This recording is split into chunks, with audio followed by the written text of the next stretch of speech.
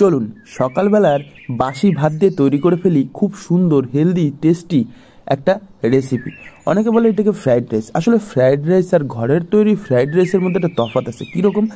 বাইরের ফ্রাইড রাইসের মধ্যে নানান রকম ফুড কালার, সোয়া সস, হাবিজাবি দিয়ে তৈরি করে, কিন্তু ঘরের মধ্যে এইসব চলে না।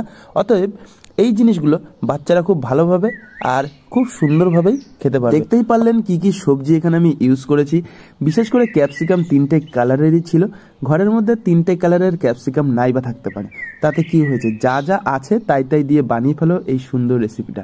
নিজের স্বাদ মতো লঙ্কা, নিজের স্বাদ মতো লবণ, নিজের স্বাদ মতো চিনি দিয়ে এটাকে ভেজে একটা সাইড করে রাখার পরে এখন একটা কাঁচা ডিম ঝুড়ি ঝুড়ি করে ভাজিয়ে নেওয়ার পালা। একটার জায়গায় 2টো নিতে পারো, 2টোর জায়গায় 3টে নিতে পারো। আমি মনে করি একমাত্র রান্নাঘরই এমন একটা জায়গা, এখানে সমস্ত রকমের স্বাধীনতা পাওয়া যায়। আর কোথাও স্বাধীনতা এতটা পাওয়া যায় না। যাই হোক, মজা করছিলাম। ডিম ভাজার পরে একটু ঘি দেওয়ার পরে ভাতগুলো ভেজে নেব। ভাত ভাজা হয়ে গেলে তার মধ্যে ভেজে রাখা সবজিটাও দিয়ে দেবো। তারপরে এটাকে একটুখানি টস করতে হবে।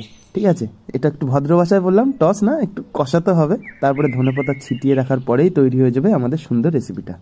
এখন আর কি ভাবছেন? এখন শুধু খাবার পালা। প্লেটে নামান আর ঝমঝম করে খেয়ে ফেলুন। নিজে বা কারোর সাথে শেয়ারও করতে পারেন বাড়িতে যারা যারা আছে। যাই হোক, মজা করছিলাম। ভিডিওটি ভালো লাগলে একটা সাবস্ক্রাইব করে দিও। সঙ্গে থেকো, পাশে থেকো, সুস্থ থেকো। হর হর মহাদেব। বাই।